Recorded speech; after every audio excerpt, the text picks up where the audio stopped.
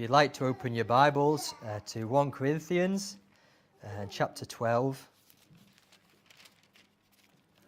And we're going to read the whole chapter. This is a final time we're going to be thinking about church in this short series we've done, turning God's Word to find out about the church, who we are, what we should be doing. We've kind of been moving from the church as a big picture of this great gathering of God's people throughout the ages, and we've thought about how that centres on the Great Commission, that the church is called to make disciples. And then these last couple of weeks we've been thinking about the more the local church, how that looks on the ground. We saw last week that the church should be a united people. We are united in the Spirit, but there is a unity and a maturity that we can grow up into as well. And this morning we're going to be thinking about the church as a body. This is a really well-known chapter 12. It comes before an even better known chapter 13. But let's read chapter 12. Now concerning spiritual gifts, brothers, I do not want you to be uninformed. You know that when you were pagans, you were led astray to mute idols, however you were led. Therefore, I want you to understand that no one speaking in the Spirit of God ever says Jesus is accursed. And no one can say Jesus is Lord except in the Holy Spirit. Now there are varieties of gifts, but the same Spirit. And there are varieties of service, but the same Lord. And there are varieties of activities, but it is the same God who empowers them all in everyone. To each is given the manifestation of the Spirit for the common good. For to one is given through the Spirit the utterance of wisdom, and to another the utterance of knowledge according to the same Spirit. To another faith by the same Spirit. To another gifts of healing by the one Spirit. To another the working of miracles. To another prophecy. To another the ability to distinguish between spirits. To another various kind of tongues. To another the interpretation of tongues. All these are empowered by one and the same Spirit, who apportions to each one individually as he wills. For just as the body is one and has many members, and all the members of the body, though many, are one body, so it is with Christ. For in one Spirit we are all baptized into one body, Jews or Greeks, slaves or free, and all were made to drink of the one Spirit. For the body does not consist of one member but many. If the foot should say, because I am not a hand, I do not belong to the body, that would not make it any less a part of the body. And if the ear should say, because I am not an eye, I do not belong to the body, that would not make it any less a part of the body. If the whole body were an eye, where would the sense of hearing be? If the whole body were an ear, where would the sense of smell be? But as it is, God has arranged the members in the body, each one of them as he chose. If all were a single member, where would the body be? As it is, there are many parts, yet one body. The eye cannot say to the hand, I have no need of you, nor can the head say to the feet, I have no need of you. On the contrary, the parts of the body that seem to be weaker are indispensable, and on those parts of the body that we think less honourable, we bestow greater honour, and our unpresentable parts are treated with greater modesty. And our more presentable parts, which our more presentable parts do not require. But God has so composed the body, giving greater honour to the part that lacked it, that there may be no division in the body, but that the members may have the same care for one another. If one member suffers, all suffer together. If one member is honoured, all rejoice together. But you are the body of Christ, and individually members of it. And God has appointed in the church first apostles, second prophets, third teachers, then miracles, then gifts of healing, helping, administration, and various kinds of tongues. Are all apostles? Are all prophets? Are all teachers? Do all work miracles? Do all possess gifts of healing? Do all speak with tongues? Do all interpret? But earnestly desire the higher gifts, and I will show you a more excellent way. Amen.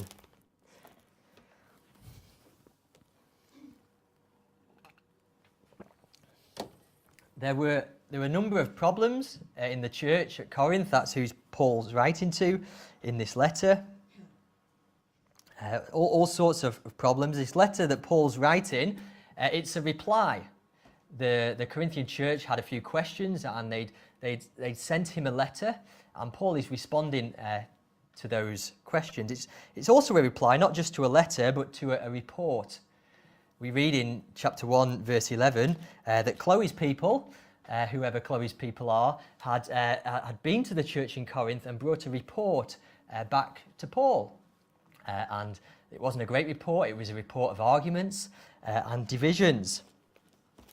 And one of the problems at the church in Corinth was that if you were to stand at the front and look out on the church gathering, there'd be a group over here and a group perhaps over there, and they thought, I don't belong.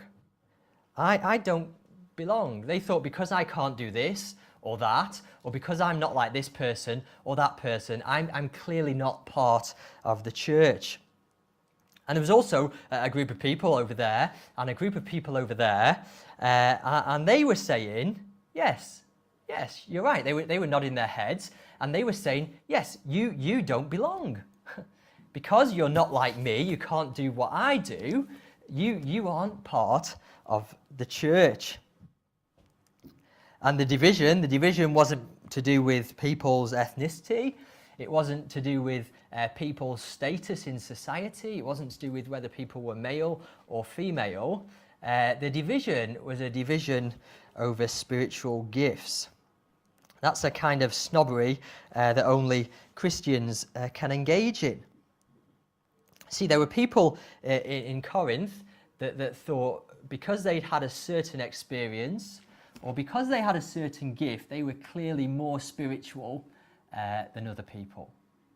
They were clearly more part of the church than other people. And it seems that the gifts that had the wow factor, the gifts that were a little bit unusual, they were the gifts that were thought of as really special.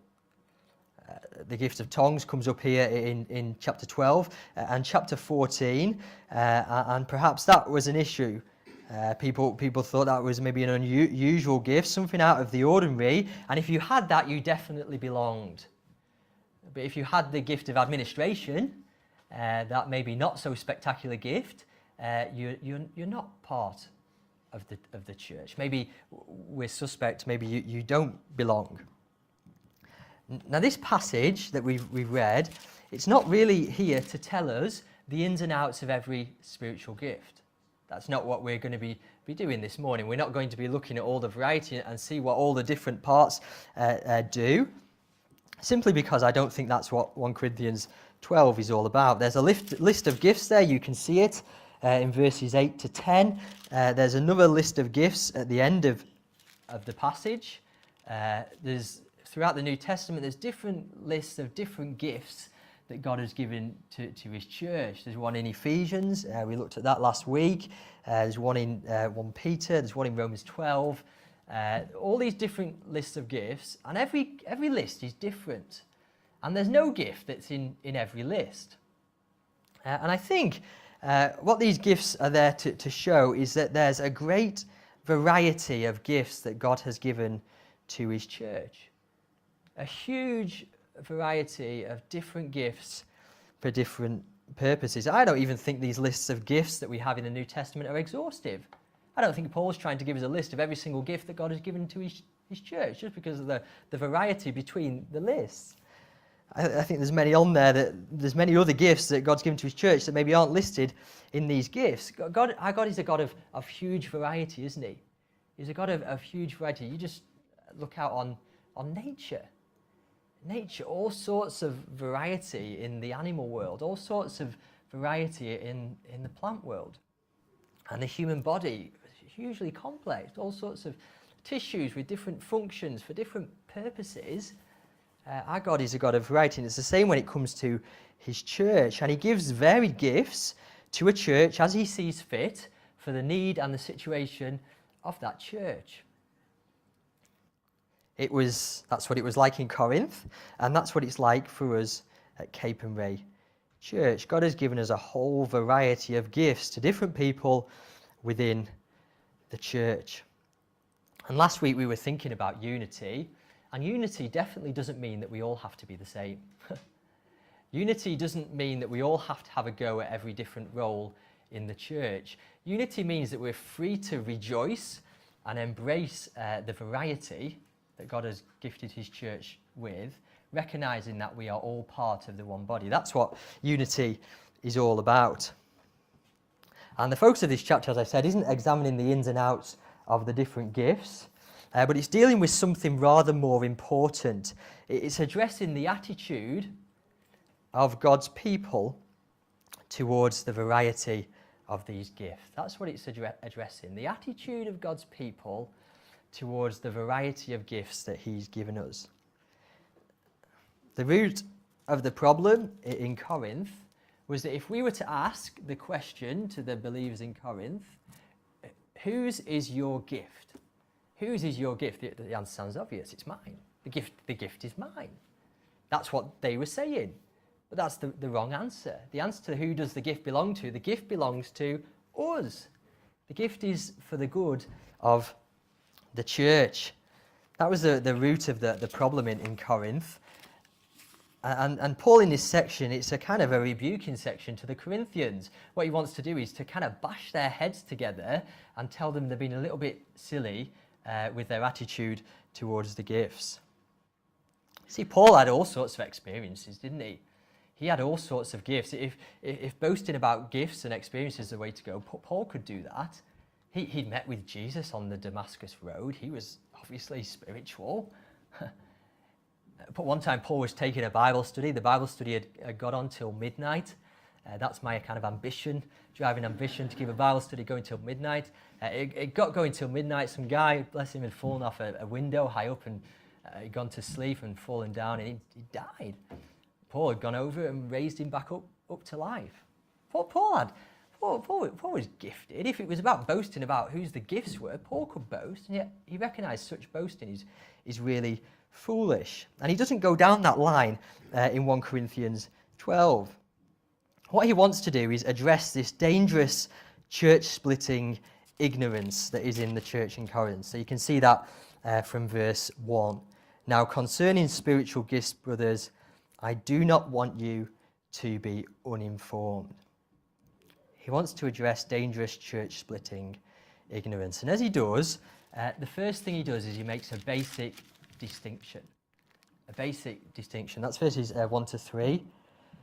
The church in Corinth were all about making distinctions. They were putting dividing lines here, there, and everywhere. You've got this gift, you're in. You've got this gift, you're out. And Paul says, no, if we're going to make a distinction, let's make the right distinction. The distinction is this. You can see in verses 2 and 3. On one side, there are pagans who are led astray by mute idols.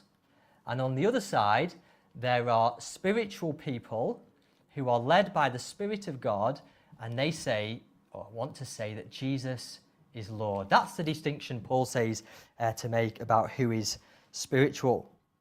There's those who speak by the Spirit that Jesus is Lord. That's the common confession of the church. And in contrast, there are those who follow pagan idols who cannot speak. The speaking spirit versus mute idols.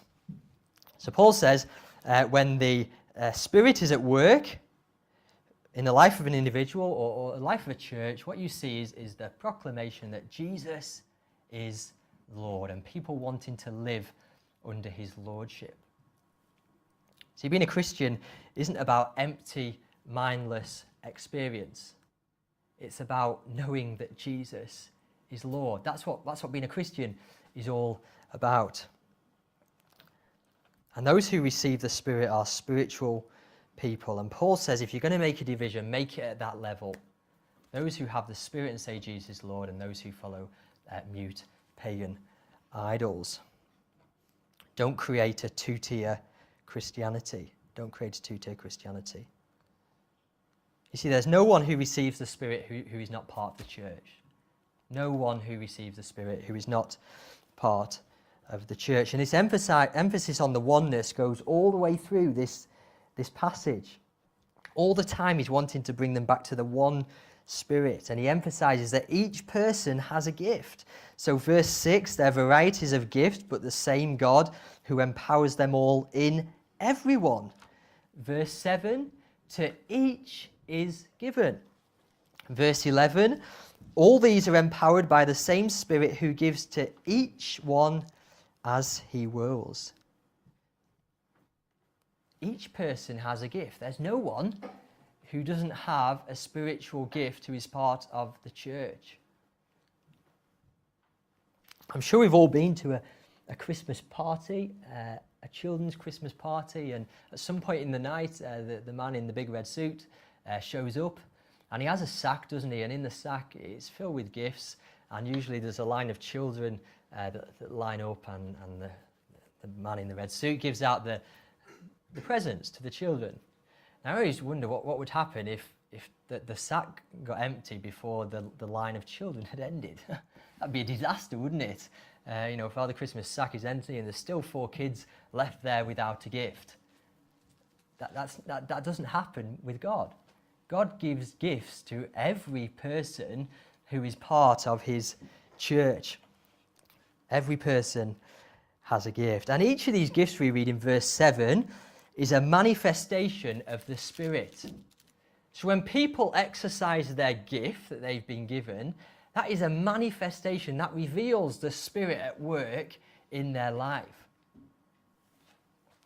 So when someone who has the gift of administration administrates well and effectively for the glory of God in the church, that is just as spiritual as when the person who has the gift of evangelism goes out and leads someone to Jesus. Both of those are equally spiritual and equally a manifestation of the Spirit of God at work in the church. So belonging to the church isn't a matter of having this gift or that gift, but it's about receiving Jesus and having a share in the Spirit. And it's really important that we understand that. Really important. If we don't understand that, we're going to start making wrong distinctions about who is spiritual and who isn't. There's also a negative implication here. Paul's main reason for stating that is positive. He wants the Corinthians to stop excluding people from the church who are part of the church. He wants people who feel like they don't belong to know that they do belong. But there's also a negative implication, because in Paul's day, as in our day, there was a vast number of religions. A vast number of religions, different sophisticated philosophies, filled with ceremonial rituals. And some of these look very impressive and very spiritual. But Paul looks out on all that kind of array of religions, and he says that is not spiritual. That's not spiritual. And there's increasing numbers of people, I'm told, in the censuses that identify in our country as being spiritual but non-religious. Spiritual but non-religious. They have their own version of spirituality. And Paul would look out on them and say, that is not spiritual. That is not spiritual. The mark of someone who is spiritual, who has the Spirit of God, is that they confess that Jesus Christ is Lord. And that's why the beginning and end of this letter, like 2 bookends, it's all about Jesus. Chapters 1 and 2 of Corinthians is all about the cross and the wisdom and power of the cross. And chapter 15, that great chapter, is all about the resurrection of Jesus. And Paul says those things are of primary importance. Okay, so that's the basic distinction that Paul wants us to make and wants us to remember. The second thing we're going to look at is how should we think about the diversity that God has given us in the church?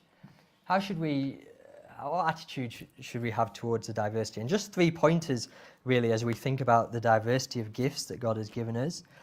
The first of the points is that the gifts are given by God. Verse 8 says that they're given through the Spirit. Verse 11 says that the Spirit apportions them to whom he wills. They are gifts. They are gifts given by God, and he gives gifts to people as he sees fit, and they are given according to his will. Now, when I was at school, there was always one child who seemed to get the best gifts. There was always one child. If there was something new to be had, a new set of trainers, a new games console, a new football kit, you name it, this one child at school would get it first. He would be the first one to wear his football kit to school. He would be the one who would invite the kids round to his house to play on his new, whatever the latest games console was. And as children do, there's a danger that child and every child looking on looks at this child with all the gifts and thinks, that guy must be better than everyone else. There must be something different about him. He must be great. And yet that kind of thinking is really foolish, isn't it? Because those gifts don't really tell you anything about that person who has them, but they do tell you something about the generosity of the one who's given the gifts, usually his parents. His parents have been generous and brought him all sorts of gifts. So we must remember that the gifts are given. They are given and they are for the common good. That's the next point. The gifts are for others. The gifts are for others. I said at the start that a big part of the confusion in Corinth was that people didn't know who the gifts were for. Like if you said, whose gift is it? It's mine. It's mine for my good, for my glory. And Paul says, no, the gifts are for others. I think the most important verse in this whole chapter is verse 7. To each is given a manifestation of the Spirit for the common good. For the common good. That's what the gifts are given for. Again, another gift illustration. I remember when I was younger as a child, it was my mum's birthday, and me and my siblings, my older brother and younger sisters, we decided we wanted to get mum a gift for her birthday. I don't know how old we are, it's probably like early teens, and we had some money that we'd saved up, and we wanted to get her a gift, and we were thinking, what can we get? What can we get as a really good gift for my mum? You'll never guess what we settled on. We settled on a new pan set. A new pan set. We noticed the handles were loose on the others. There was a couple of lids missing, and we thought, oh, Mum will just love a new pan set. And we got the gift and we wrapped it up and we gave it to her, and she was really gracious and she smiled and she said, thank you, that's great. But it wasn't really a gift for my mum, was it? That was a gift for the family. We as children were probably going to benefit more from that gift than anything else. But that's a little bit like the gifts God gives to each one of us as his church. They are given for the common good. They're not gifts just for us to enjoy on our own in private. That's not what the gifts are all about. And when we lose sight of that, things can easily go pear-shaped. The gifts are given so that we can lovingly build one another up. And it was such a tragedy in Corinth because these gifts had stopped building one another up and they started causing divisions and breaking the body down and bringing divisions within the body. It was tragic. So, in light of those first two things, what should our attitude be towards the variety in the body of church? I've put up on there, telescope, not the microscope. Telescope, not the microscope. What does that mean? Well, I think as we think about our gifts, we should use the telescope more than we use the microscope. When you look through a telescope, the whole point of a telescope is to show you the big picture. It's to show you the big picture. If you look at some of the pictures that are available on the internet from these really expensive microscopes, you can get in one picture the kind of whole panoply of the heavens. You can see it in one picture.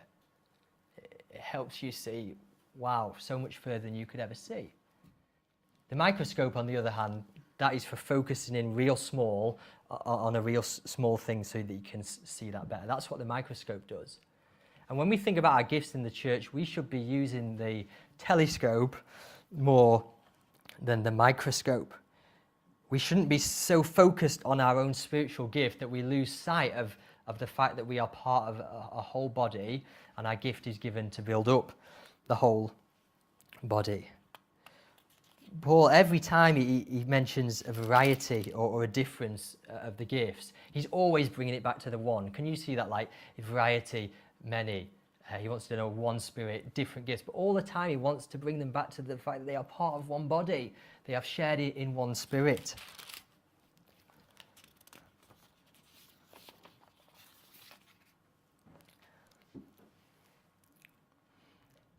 And for us, it's really easy as we exercise our gifts, and we want to do that as best as we can. It's really easy that we lose sight of the big picture, because looking down the microscope is very natural to us. It's very natural to us to focus on ourselves. We don't really need help to do that. In Greek mythology, there's a chap called Narcissus. This is an ancient Greek story, a myth. A chap called Narcissus. He's the son of a river god. And one day, Narcissus, he's a very good-looking chap, and he sees his own reflection in a pool. And he becomes kind of captivated by his own reflection. He can't stop looking at himself. He becomes entranced with his own beauty. And the story goes that because he's unable to have the object of his desire, he can't have his own reflection, he dies out of sorrow. That's how the story goes. And I think there's a little bit of Narcissus in each one of us. We find it really easy to focus and have an overemphasis on ourselves and what we are doing. I find it really easy to get focused on teaching the Bible and trying to get it right and to get it across. And I can do that to the extent that I lose sight of the bigger picture, that teaching the Bible isn't an end in itself. It's for the building up of the body. And we must keep an eye on the body as a whole and not just on our own gift. So that's 3 pointers as we think about the gifts. And then finally, Paul takes us on to think about the body. He uses this illustration or analogy of the church as a body. It's long. He repeats himself again and again to make the same point. He looks at the body from different angles and applies it to the church. And he says, the general analogy is this, that a body has many members.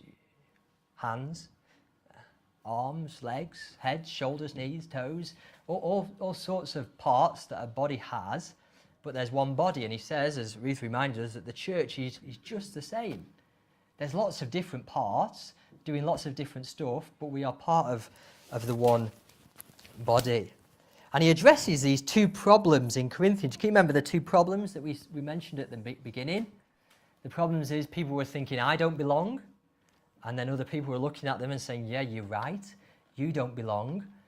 Paul addresses those 2 problems through this analogy of the body. So to the people who think I don't belong, Paul writes verses 14 to 16. 14 to 16. He uses the foot, for instance. The foot spends all of its time being stood on. It's always in a sock or a shoe. No one can see it, except maybe on a beach day. Even then, it's covered in sand. In contrast to the hand, who's always out and about, hand gestures, communicating, everyone sees it. And it's a temptation for the poor old foot to decide that because he's always tucked away in a sock, I'm just not part of the body. I just don't belong. No one sees me. Most of the time, people just forget I exist.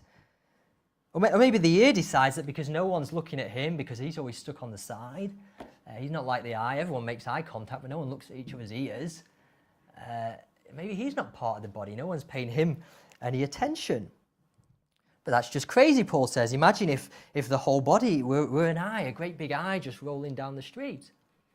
Or if the whole body were an ear kind of dragging itself down the road. That would just be weird, wouldn't it? It's like this kind of stuff you maybe see in a scary nightmare. Just this great ear dragging itself down the road. At GCSE art, I had to study this painter called Salvador Dali. I don't know if you've seen any of his pictures, the kind of melting clocks, and they're all really weird. A big ear or a big eye would fit really nicely in one of those pictures. But we know that the body's not like that. We know that the body's made up of lots of different parts, and all of them are needed.